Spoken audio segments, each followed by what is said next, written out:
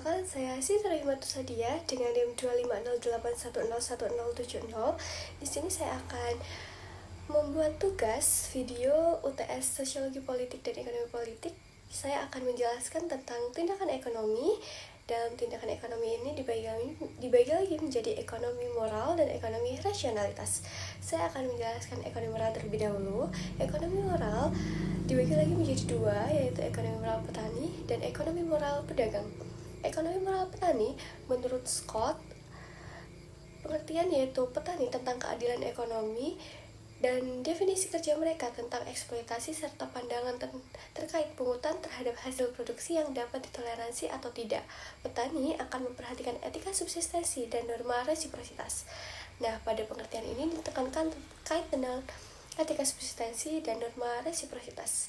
Etika subsistensi sendiri adalah di mana menekankan prinsip safety first. Petani akan meminimalisir segala kegagalan yang ada agar etika subsistensi mereka tidak goyah.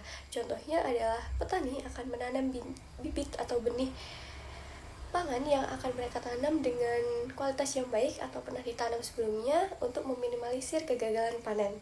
Nah, norma resiprositas sendiri adalah di mana hubungan timbal balik yang setara atau saling menguntungkan antara patron dengan klien pada ekonomi moral petani ini.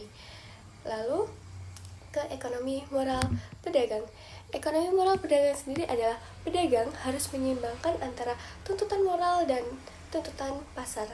Tuntutan moral sendiri adalah mencakup bagaimana pedagang tidak boleh menaikkan harga yang sangat tinggi untuk mendapatkan keuntungan yang lebih dengan tujuan mencekik rakyat atau masyarakat di sekitarnya. Maka dari itu, pedagang terkait atau terikat dengan tuntutan moral masyarakat di sekitarnya. Sedangkan tuntutan pasar sendiri adalah pedagang harus menyeimbangkan antara harga atau modal yang dia punya dengan kejadian-kejadian atau hal-hal yang terjadi di pasar seperti fluktuasi harga dan juga persaingan. Maka dari itu, ada 5 solusi masalah ekonomi yang dialami oleh pedagang. Yang pertama adalah imigrasi pedagang minoritas. Yang kedua, pembentukan kelompok etnis atau religius. Yang ketiga, akumulasi status kehormatan. Yang keempat, munculnya perdagangan kecil, ada uang, ada barang. Lalu solusi yang terakhir adalah depersonalisasi hubungan, dimana pada solusi yang terakhir ini hubungan antara pedagang dan pembeli profesional. Jadi pedagang tidak memperhitungkan siapa pembeli ini, tetapi hubungan mereka sangat personal.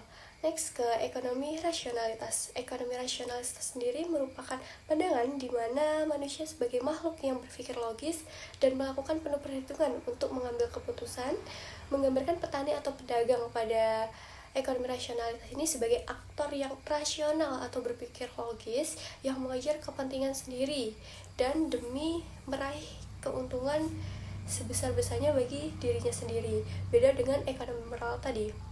Nah, pada ekonomi moral sebelumnya, di sini pasar dianggap sebagai sesuatu hal yang bermasalah, di mana di pasar terjadi fluktuasi harga, persaingan, dan juga hal-hal negatif lainnya pada ekonomi moral. Sedangkan pada ekonomi rasionalitas, mereka menganggap bahwasanya pasar adalah sesuatu hal yang sangat positif, di mana dalam pasar terjadi tukar-menukar barang, perdagangan, dan juga dapat meraih keuntungan yang banyak di pasar ini.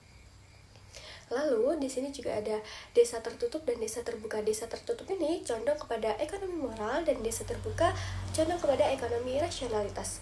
Dengan ciri-ciri desa tertutup, yang pertama, pembayaran pajak ditanggung oleh desa. Dua, adanya batas tegas antara desa dan masyarakat luas. Dan yang ketiga adalah tanah adalah hak wilayah desa. Sedangkan ciri-ciri dari desa terbuka atau mengarah ke ekonomi rasionalitas, yang pertama adalah pembayaran pajak individu. Jadi individualisme pada masyarakat desa terbuka ini sangatlah tinggi, beda dengan desa tertutup. Lalu ciri yang kedua adalah batas desa dengan dunia luar kabur. Dan ciri-ciri yang terakhir adalah terjadinya privatisasi kepemilikan tanah, di mana tanah bukanlah hak wilayah desa lagi, berbeda dengan ekonomi moral dan desa tertutup. Sekian penjabaran tindakan ekonomi dari saya.